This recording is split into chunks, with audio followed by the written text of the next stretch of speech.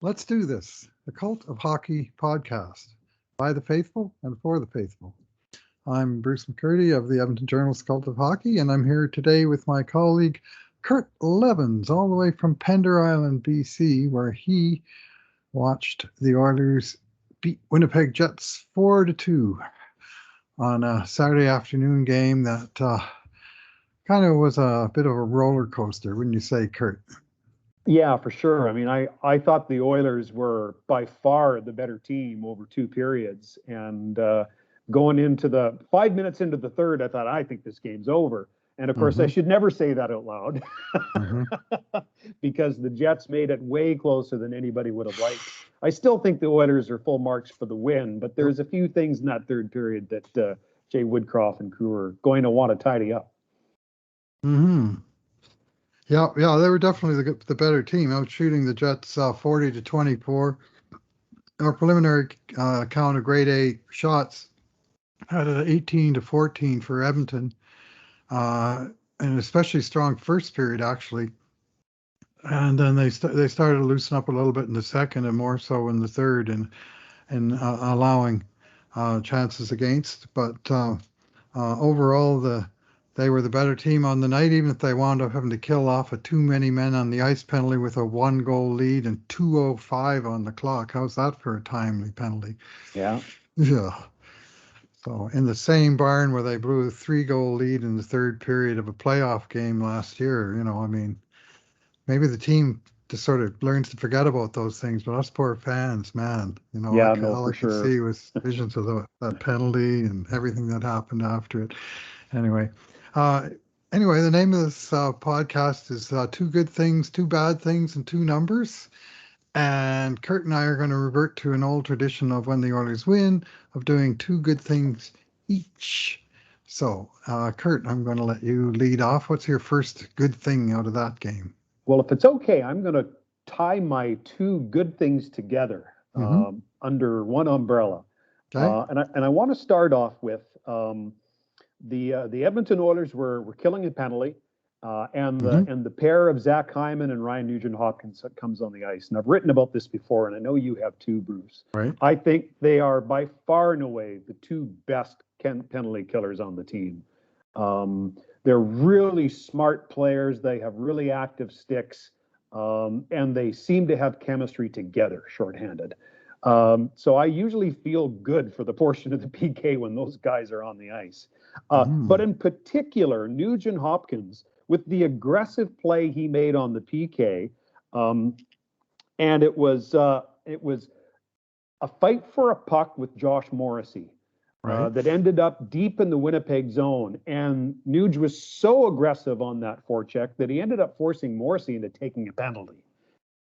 So not only are you doing your job of keeping the puck on the other end of the ice when you're killing the penalty, but you actually force the other team into taking a penalty and negating the power play. So tick for Nugent Hopkins on there. That's kind of a win-win for me. Yeah. So I just thought it was a terrific play and an overall great defensive game from Nugent Hopkins, who I think is really in a groove right now overall. But here's where I connect my two good things. Because if Nugent Hopkins doesn't make that hard play on Morrissey, doesn't negate the Jets' power play, then you don't end up with the 4-on-4 situation, which they ended up in. And as we all know, Leon Draisaitl took that puck in the far right-hand corner around the net, drew two Jets to him, and then on the backhand, threaded a pass through not one, but two Jets players, and found Conor McDavid just sitting alone on the doorstep, and bang, it was in. Most NHL players would be challenged to make that play on their forehand, let alone that sweet, silky dish on the backhand. My goodness. I just kind of sat there with my jaw open for a minute. And, we've seen this from Leon before. We know it's something that's in his skill set. But I tell you, I never get tired of watching it. And bang, bang, it was in. And I really felt the game. There was two major turning points in this game. One was the early 5-on-3, and the other one was Nugent Hopkins negating the Jets' power play, which turned into the 4-on-4 goal. by McDavid and Draisaitl. So there's my one and my two good things kind of back to back. Okay. Yeah, the Nuge play. I mean, he made a great play at the defensive blue line just to take the puck out of the air and whack it ahead to clear the zone, and then he turned on the Jets to force Morrissey to take him down. So that, it was a good defensive play followed by a good aggressive pursuit of the puck that led to that. And as for that Draisaitl pass, I mean, Leon actually recovered the puck in the left face-off circle in his own end, and he was under pressure, and he kind of pushed it to open ice, and he went and he recovered it, and he pushed it again. He took it eventually to the neutral zone on the right side board, so he got diagonally all the way across the ice by then. And then he got it into Winnipeg territory, and then he circled the boards all the way behind the net. So he didn't have the puck on his stick the whole way, but he was the only guy that ever had control of it for a good probably, well, I'd say over 200 feet, because he basically did the width of the ice a couple times and most of the length of it once, and ended that sequence off. And it was, sort of a struggle to maintain possession of the puck, but at the end of it, that absolute thing of beauty, that was that backhand pass that threaded right across the goal mouth onto the waiting stick of one Conor McDavid. And I've watched that replay a number of times now. I didn't even see him shoulder check on that pass. He just knew that he should be there, and he was. Yeah. Right. So, and credit to McDavid, not only pounding it home, but also, what? It's when really great players have chemistry together, they don't need to see one another. They do have that sense of where one another is. Right. And credit for McDavid for, it may seem subtle, but he put himself in a really good spot. And I guess if you're a Jets fan, you're maybe saying, I think our guys got guilty of puck watching a little bit. And I think that's probably fair too. But still, to make the pass, that to me, that was the whole key to the sequence. So. Now, when you got a magician with the puck on his stick saying, now you see it, now you don't, it's easy to get transfixed by it. Absolutely. So there's my two good things. Okay. What two did you go to? All right. Well, yeah. Okay. We talked about one other good thing for you too. We'll get to in a minute, but I'm going to start very early in the game with an absolutely key sequence where the Oilers took 2 penalties in 30 seconds in the opening stages of the game. First of all, Brendan Perlini took one for hooking, and then Zach Hyman took a careless penalty for high sticking while on the penalty kill. And for 1 minute and 30 seconds, the Jets had a 2-man advantage in every opportunity to put first foot forward in the game. Well, 90 seconds later, not only did the Jets not have a goal, they didn't even have a shot, having to killed off the whole 90 seconds.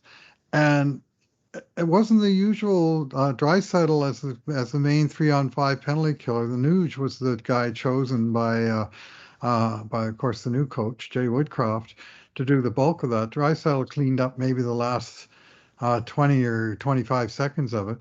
But Nugent Hopkins, to me, he and Nurse and Sisi, all three of them were great in that sequence. And especially Nuge, who twice got his stick on a pass that was going across the slot. And he didn't intercept it, but he disrupted it so that the one-timer was taken away, that the pass was going right to, Kyle Connor, or whoever was going to let her fly, Mark Scheifele, 2 deadly snipers that the Jets have in the opposite circles. And twice Nuge tickled the pass going over to them and disrupted the one-timer, so they just had to cycle some more. And then the third time, Nuge again was involved in interrupting a pass, and this time he deflected it, as I recall, to Nurse, who then cleared it down the ice, and that was the key moment. And then they were able to get the change in, because by then those 3 guys were sucking wind, and then the Draisaitl crew came over and cleaned up the rest of it. But that was a absolutely crucial sequence by Edmonton to maintain and actually establish control of the game. And soon thereafter, referees, as referees tend to do, gave Edmonton a chance on the power play, and their power play connected, and Edmonton had the lead, and they kept the lead the whole rest of the game. So that whole little sequence on special teams of just really a few minutes was a critical turning point in this game. Would we agree, Bruce, that 6 to 10 games ago, the Jets would have got a power play goal there? if for no other reason than what I think I would describe as the fragile state of the team at that point in time. Yeah, probably. But they looked anything but fragile there. They killed that penalty with confidence. I really liked the job that they did there. Yeah, and I mentioned that Nugent Hopkins is such a smart player. On the PK, I find his anticipation is just so finely honed. Like he knows a half second before something happens that it's going to, and it's boy, it's fun to watch. And there's a few players around that like the league, but it's sure nice to have one on your team. And it's I really admire his defensive play. It's a real pleasure for hockey fans to watch. Yeah, he's the finest 3C we've had in quite some time. 100%. They finally got him in that role that Kelly Rudy foresaw several years ago, to much derision from oil country, but turns out maybe, from me at the time, I'll admit. Turns out maybe he had a. And he did say, in Rudy's defense, he did say Nuge would be a real good 3C. Oh yes, yeah. I did hear the comment. As I will agree with that. In Kelly Rudy's defense, he meant that as a compliment, and not everybody took it, including me at the time. But it was what he said wasn't offside. I'm prepared to admit that now. So we had pre-discussed another good thing that happened very, very late in the third period that caught your eye, Kurt. Yeah, and that's Cody Sisi, who I thought he and Darnell Nurse were the Oilers' two best defensemen tonight. I thought Sisi was excellent. By natural stat trick, his high danger scoring chances for against were 3, 4, and 0 against. I don't know if that matches up with your Cult of Hockey grade A chances numbers. But I thought he had pretty much a clean sheet on the ice, including 5 minutes, 44 seconds shorthanded. He carried a heavy load on the penalty kill. But in particular, late in the game, not once, but twice, Sisi came up with what it would be fair to consider game-saving shot blocks, particularly the one, given that it came off what I'd consider the Jets' best player, Mark Scheifele. Scheifele got the puck in the kill zone, and I don't know about you, Bruce, but I took a deep breath in when I saw the puck go to him. But Sisi got down low and got in front of it and blocked it. And I know Koskinen commented after the game on that specific play. But the two shot blocks came back to back. And it's funny. I hearken back to when you and David and I did our mid-season player grades, and we talked about how.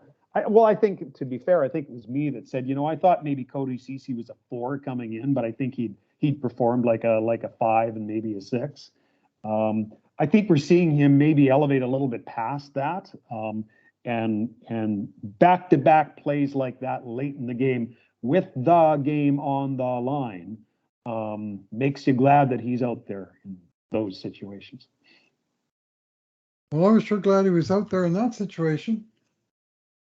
That was enormous. There was 17 seconds or something on the clock. It was really getting down into the very late stages. It was still 6-on-4, and Edmonton was close to surviving the crisis, but they needed at least one more huge play, and they got it there from Cody Sisi. Yeah, and as I say, I thought he was excellent overall tonight, and generally has been lately. So, okay. My second good thing is going to be the man who largely dominated this game, Conor Mcdavid. I thought he was splendid throughout, and he was flying along. He was involved in the first 3 Oilers goals that gave them the lead, earning a assist on the Hyman tip-in on the power play.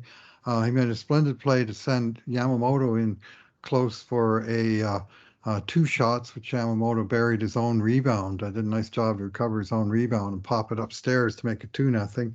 And then, of course, McDavid himself had was able to be on the receiving end of a good pass and put it home when Draisaitl set him up for what became the game-winning goal. But that aside, I mean, obviously those are big plays, but there were other plays. I mean, there was one unreal move that he made in the slot on the power play where he fired a backhand that whizzed over the crossbar. That was another one where he got loose right in front of the net and tried to deke Hellebuck right in tight, and Hellebuck had to slam the door on him. And he was just skating well, creating, and I thought his two-way game was really strong tonight. Uh, if he made mistakes, they weren't obvious, other than you may have detected him as being the culprit on the too many men penalty, which I think he was the guy that jumped on okay, early. Yeah. okay, well that's not good, but that's one thing out of many good things, and he was all that tonight. He was the best player on the ice, and games like this remind me of a little bit, I think, what we've been missing in December and January this year. And that is, having McDavid on your team's like having a cheat code. You put him out there, and all of a sudden the whole game gets easier for your team because you got one guy who's faster than anybody else. He can move the puck better than anybody else. He can, he just takes things to a whole nother level. And when he's on his game, which by and large is more often than not, when he's on top of his game, his chances of his line outscoring and his team winning are pretty good. And that he hasn't had those kind of impressions on as many games during the middle part of the season as you might expect, but these last couple of games in particular. And tonight we had shots on goal with McDavid on the ice at 5-on-5, 18 for the Oilers, 4 for Winnipeg. And that included 1 goal on 5-on-5. And of course, he was also on for a power play goal and a 4-on-4 goal. So, I don't know, he was a very positive difference maker in this game. And I would argue he was the difference in this game. Yeah. He will be getting the highest grade from me in the upcoming player grades. Yeah, I would 100% agree with that. When he's flying like he was tonight, he backs other teams up, right? It's yes. And even the Jets, who are a pretty disciplined neutral zone team, it's pretty hard to push back against that speed without the risk of really getting burned badly. And that's maybe among the many things that his speed helps create. I think when you can back up a defense, that's maybe the most important of them all. And I agree. His defensive game was great tonight. Both he and Draisaitl. I mean, a Draisaitl play, that diving play at the blue line to clear the zone late. I think if there's been a change in mindset on this team over the 5 games that Jay Woodcroft has been head coach, it seems like there is additional commitment to get the job done. And I think when you start to see that, generally speaking, I think both of those guys are good on both sides of the puck. But when you see those sorts of plays in the middle of February, that tells me something a little bit different. Right on. Okay, well, that's the good things, and do them first because most of the good things did happen first. Now let's move on to the bad things. We'll just do one each. Always one. So what's your bad thing? What's your takeaway? Yeah, my bad thing is the shorty, the 3-on-1 goal. And as you know, I'm a Tyson Barrie fan. I like Tyson Barrie. He's been going through a rough patch, so I was really happy to see him get the assist on the power play goal to open the scoring tonight. But on that shorty, twice, not once, but twice on that 4-minute power play, the Jets got clear-cut breakaways. Once a defenseman got in behind Tyson Barrie and went all the way down. Dylan did. And Mikko Koskinen, to his credit, made a real solid save on the move that Dylan attempted and stopped that one. Well, okay, that's going to happen every so often on a power play, but not back to back. And they, when the score's 3-0 at that stage in the game, if there's a 50-50 puck in the attacking zone and I'm the D-man, I'm coming off the wall and into the middle. Yeah.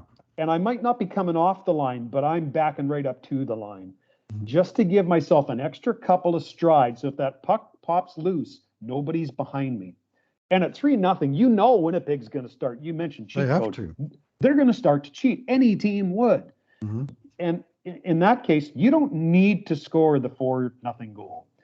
And the problem with that play was not only did it make the score 3-1, not only did it give the Jets some juice, it gave the building some juice too. And I think we saw Winnipeg fed off their home crowd, and fair to say they had the momentum for the huge majority of the rest of the game. And I think all of that led from that 3-1 goal, where Barry, he's a veteran guy. He's smarter than that. When you see that 50-50 puck, you've got to come off the wall and back up a couple steps and make sure nobody gets behind you. But the fact that it happened twice is like, come on. I expect better, and hey, we won, so I don't want to dump all over them, but it's just, someday that's going to cost them a point. They're kind of lucky that it didn't tonight. Yeah, well, he had a pretty good game. The box scores say he had 2 assists and he was +1, Barry. 1 assist was a very cheap one, but the other one was a good point shot on the power play goal, and that's what they saw in the power play for. But that late power play, 4 minutes with 3-0 lead, and Jack Michaels is confidently asserting that even if the Oilers don't score, they'll have a 3-goal lead with 8 minutes to play. And I'm going, thanks, Jack. I saw what happened to Team Canada in the Olympic gold medal game the other night when they gave up a shorty on a 3-0 lead, and it was white knuckle time all the way to the buzzer after that. Yeah. And here we go again. And when they got the first breakaway, I'm thinking, it's Brendan Dillon. So, you got to think your goalie's going to make the save, and he did. But there's absolutely no excuse at all for it to happen the second time. And honestly, even I would criticize the coaches a little bit there for having just one very offensive-minded defenseman on the ice, and they were looking for that 4th goal, and they had a few chances, but they couldn't beat Hellebuck. But they just didn't mind to score. And with 3-0 lead in the third, you either put 2 D-men out there, or you put, anyway. Yeah. It was, well, you know what? I don't disagree with that. When you look at the sheet of ice as that play developed, you had Kane and Draisaitl and Nugent Hopkins and McDavid, all hash marks and deeper. Right. So in that formation, they've got the Jets outnumbered 4-3. Right. So there is only one guy you have to shoulder check for. Right. So it's just, that's a play that I guarantee will be on the chalkboard with Jay Woodcroft, because that's not a physical breakdown. That's a mental mistake. Right. And I think it's fair to say with the 3-0, maybe that should be Nurse and Barry on the ice. I buy that, Bruce. I think that's a really smart suggestion. But at the very least, one of your forwards in that situation has to make sure they're staying high too. Yeah. But it's not like it was an odd man rush, right? It was just one guy, and Barry he skates well enough to be effective offensively, but he's not going to catch anybody. Sure, not even Brendan Dillon. No. So our colleague David Staples, who was working with me on the scoring chances in today's game, he pointed out to me that these mistakes by Barry were the 9th and 10th such defensive errors that we've charged Barry with on the power play this year. 10 mistakes for grade A chances for the other team. Yeah. And Bouchard and Nurse, the other 2 regulars on the power play, or semi-regulars, between them they had 1. I can't remember which one had it, but 1 for the 2 of them, 10 for Barry. So, and Barry, David said, he only had 3 all last year. So it's just, he doesn't look like a confident player right now at all. And when you're not, you tend to make more mental mistakes than physical mistakes. Right. Okay. Well, I'm going to expand on that bad thing. I just thought the whole third period, the Oilers got a little bit sloppy, and just the first part of the third period, it was like 3-0, and we've got, everything's going our way. And I just thought they got a little bit soft and sloppy with their puck management and their play inside their own blue line. They started losing battles on the boards. They started not being able to clear the puck beyond their own blue line.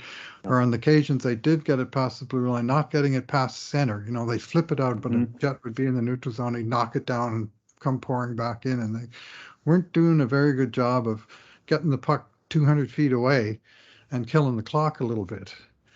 And so there were some signs, and Louis DeBrusque was talking about this on the broadcast, and I was talking, even during the play, I'm always have this running commentary with my wife, and I don't like this. They really got to start winning more of these battles in the corners and stuff, and a little bit of cursing, and it's just standard hockey fan watching his team, and get a little uh, post-traumatic stress with this team that I think we all suffer from. But you could sort of start to see the cracks starting to form, and then that power play. You think 4 minutes now. This should really stabilize things, but it wasn't stable. They went for it. They tried to make it 4-0, and it was just it was not. They didn't execute in the offensive end, and ultimately they didn't execute defensively, and then it was game on. Yeah, I was watching this game with my wife too, and each of us have a common thing that we'll shout during a game when things aren't going well. When Mike Smith leaves his crease, Kathy shouts, "Get in your net!" Okay. And if you've ever met Kathy, she's like 5'0", right? But like, "Get in your net!"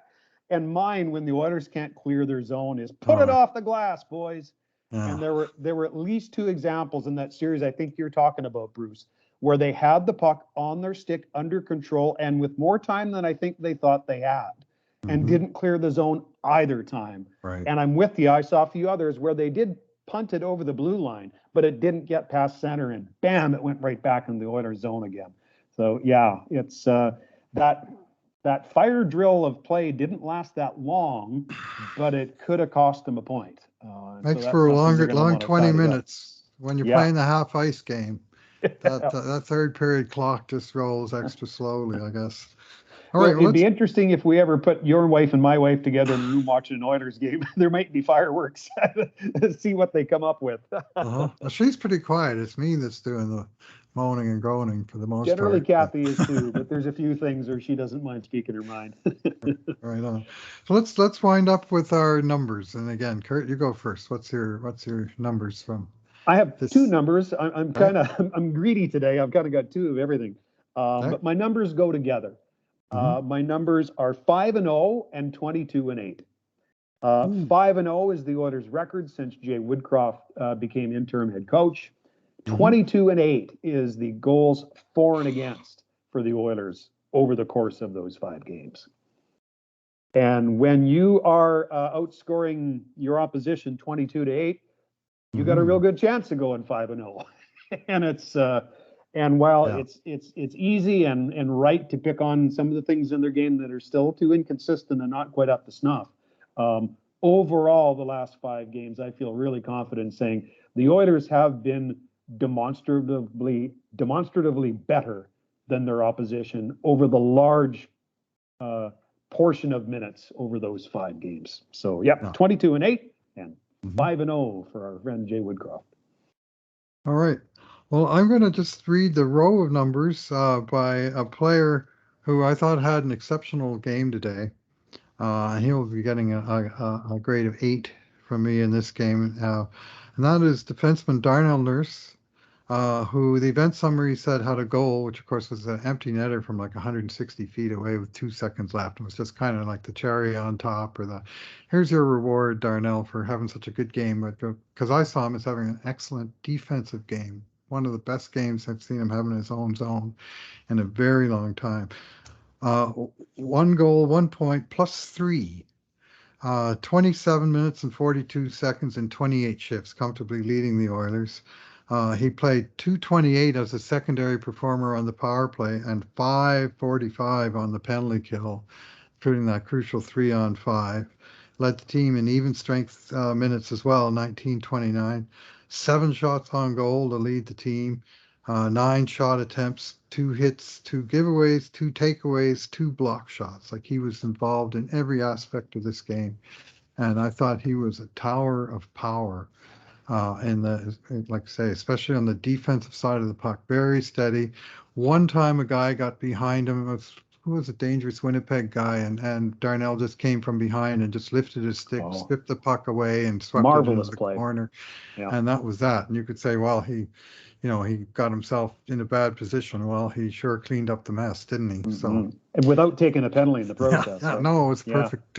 He just lifted the guy's stick and Who the heck was that? He was one of I'm the. trying to remember who that was too. It was It was one of the. It was Connor maybe. It was one of the more dangerous jets anyway, and I've got it he. written down somewhere, but I can't read my Mhm. own writing. So anyway, I'll just take that whole set of numbers and I'll just for good measure shots when Darnell was on the ice at 5-on-5, 14-8 for Hmm, Edmonton. So a nice margin of flow of play in Edmonton's favor. So good one. I had a couple other tiny things from the yep, game that I'd go for it. like to get your thoughts on. Hmm. One is I thought, generally speaking, I thought Mikko Koskinen was really quite good tonight. Hmm. I had no issue with the first goal, and the second goal, that Connor, he is deadly from that spot, and there was Sniper. about a puck's width of room, and he hit it. So I'm going to give a shooter like of his quality that goal. So I thought Koskinen, he was good enough for the Oilers to win. Which, when you're playing against Caller Hellebuck, I think you'll Hmm. take that, right? Yep.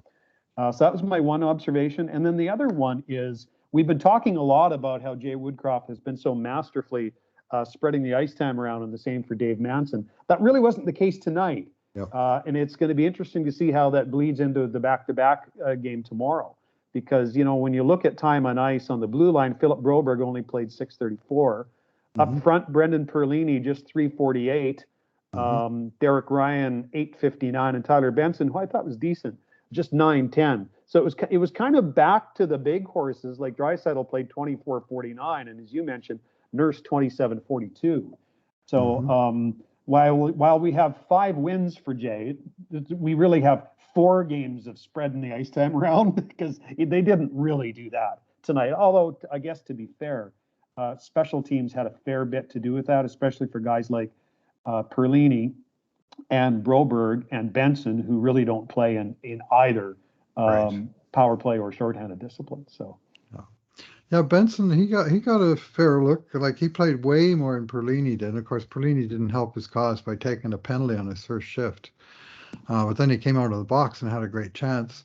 Couldn't bury it, but we didn't see a lot of him. But Benson, I liked his game. He had 2 shots, 2 hits, and more than 2 good passes off the walls. He's really smart at winning pucks along the walls and both ends of the ice too, where he'll control the puck and he'll one look and he'll make a 10 or 20-foot pass to an open teammate, and the puck will be moving out of the zone or continuing on in the cycle, as the case may be. And yeah, sure, it'd be nice to see him put one in the net or get a couple of points, because I it think sure would. some of the foundations of his game are very strong, but they're just not really getting rewarded. And Yeah, no, I it's agree. I agree with that. And I think I saw one for sure. I think 2 shifts where he was actually in Nugent Hopkins left side. mhm, And it's way easier to produce when right. you're lined up with a player like Nugent Hopkins. And you have to wonder if one just goes in for him, you have to wonder how much momentum that gives his overall game. Because I agree with you, Yeah, the underpinnings of his game have been quite solid. But at some point when you're in the NHL and you're a forward, you got to score. So we'll 100%. we'll see. Yeah, well, this is the beauty of the 11-7 is that rather than being on the fourth line and playing with 2 fourth line plugs, to use the term, you got Mhm. one other guy, and then the third forward on that line cycles in. And today Benson played 346 with Draisaitl, 301 with McLeod, who he knows well from the past, 228 with Kane, 207 with Perlini, his nominal line mate, 155 with McDavid, 155 with Nuge, 140 with Hyman. I mean, that's a lot of skilled players that he's at least Mhm. getting, a look with here and there. And as a strategy, I kind of like it. It just would be nice to see it pay off with, some crooked numbers under the goals and assists column. I Yeah, thought I 100. thought he had a sound game today, but Yeah, I saw him the same. See, Evander Kane got a shift on the PK, and I thought did not look the least bit out of place. Marcus Niemelainen, man, he's fun, right? That's just an element they haven't had back there for a long time. he's a better skating Andy Sutton. Right? It's like, here comes the train. Yeah, and he does skate well, and he really closes the gap fast when he decides he's going to step up and hit a guy. That guy doesn't have a whole lot of time to get out of the way, and he generally doesn't have a whole lot of space to get out of the way either, because Niemelainen fills it all. I think it was Logan Stanley that those two collided in neutral zone once. I think that shook the rink. Yeah. Yeah. Anyway, he's going to be a fan favorite. And speaking of the fans, Oilers fans will get another 1-game homestand tomorrow, where the Oilers come back and play a single game against a tough Minnesota Wild team, and then they get a couple of days off, but make the road trip to the furthest point in the NHL, 2 Florida teams. Death Valley. They'll play next week, Florida, Tampa, and then on to Carolina. So nice to have a couple of home games in there, but the way the schedule is this week, it's just like it's a 5-game road trip where twice they happen to stop in Edmonton for 1 game. Yeah. There's no sort of time to stay at home and rest or up, practice or anything, right? Yeah. So it's going to be a grind the rest of the way. But hey, they're in a good spot. If you look at the standings, they're 6th in the West now, 59 points. Yeah. And 3 points behind second place Calgary in the West. Excellent. So what a difference 5 games makes. Yeah, well, even with all these games upcoming, as tough as they appear on the schedule, they have banked now 10 points in the last 8-9 days. Huge. From last Friday to this Saturday, 10 points in 9 days, 5-0-0. So we'll take that. Thank you, Jay. Yeah, thanks. It's been a breath of fresh air for sure. And some very interesting coaching philosophy. I've taken time to watch some of Woodcroft's avails this week, and he does tend to go on for a few minutes. Like some of them are, 8, 12 minutes even. But what an articulate guy. Oh yeah. No, and you can really get the sense of the structure and his own foundation as a coach, and one of the things you don't hear much talk about, but which I personally love, is that he got his start as a video coach. He's 3 years in Detroit studying videos and preparing these snippets of stuff for players, and you can't help but start to pay attention to the details of the game. And I mean, obviously he was already paying attention, but that would finally tune your attention to detail. Which appears to be a real strong point of this coach, and just that whole element of using the video. I mean, that's first nature to him. That's how he got to start, and he built on that with some pretty sound fundamentals of human relationships, which is another thing that really impresses me about this guy. He understands that these are flesh and blood humans that he's dealing with. And I'm not saying the other coaches don't. I'm just saying that to succeed in life generally, it's really helpful to understand that that's what you're dealing with. It's not like numbers and not all in the computer somewhere, or you're playing NHL 2022 on EA Sports. You got to understand and build on the human relationships. And I get the impression very strongly that he excels at that. Yeah, and you know what? I think you're going to get more or less the same production from your best players, where I think perhaps his biggest impact has been, is, if I can put it this way, the bottom half of the roster. It just feels like those guys want to play for him, and I don't think there was any lack of respect for Dave Tippett, but there seems to be something different in the air with those bottom half roster guys, and we're certainly, I think, seeing more consistent contributions from them since he took over behind the bench. Well, many of them have played for him in the past, of course, and this is where he's got a cheat code of his own. That he's worked with these guys. He knows them, they know him. He trusts them and understands where they can contribute. They in turn trust him, and there's a nice feedback loop there. But all these guys like Ryan McLeod and Tyler Benson, and all 4 of what I call in the Brat Pack on the blue line, that were regulars in Bakersfield for entire seasons or big chunks of time with him and Dave Manson, and so that he's got a running start at it because of Yeah, that. I mean, he's worked more with those guys than Dave Tippett ever did. oh no, absolutely, I agree. Although it's interesting, the one guy who it seems he's really clicked with or connected with is Derek Ryan. When you listen to Derek Ryan talk about how he sees things today, I heard boy, that. it seems like two different seasons, doesn't it? Sure does. Yeah. Sure does. Well, in fairness, full disclosure, the first guy who did move Derek Ryan to right wing where he's finding success now was It's Dave Dave, Tippett. right? Yeah. That wasn't just the last 5 games. It's like the last 10 games that he's played right wing. And so Yeah. Woodcroft just left him where he was, but obviously getting better results. Yeah, it's possible Derek just isn't a good enough skater anymore to play that heavy role that he was playing at center. But he was always a lot smart hockey player, and you see a lot of those plays seeping back into his game again at the wing, where there's a little less on his plate, and he probably has a little more time too. So it's been a good switch so far. Yeah, yeah. And I mean, to properly tag Derek Ryan, who was put in a sort of a defensive role here, 3C was kind of where he was, was moved towards. And even the press questioned him the other day was saying, well, you're primarily a defensive player. And I watched that and going, well, no, actually, I think Derek's primarily an offensive player. And he was in Carolina and Calgary.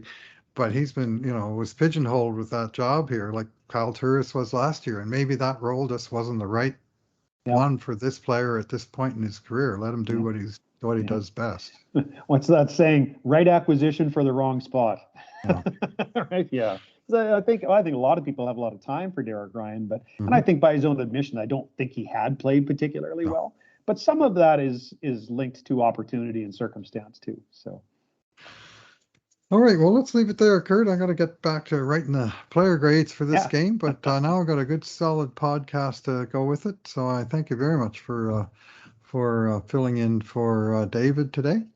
Yeah, happy to do so, and I always look forward to your game grades. So I'll sit by with bated breath. So. Okay, it'll be a little while. I'm slow, but thorough. It's all good. All right, well, thanks for listening, everyone. And in the meantime and in between times, this has been another edition of the Cult of Hockey podcast.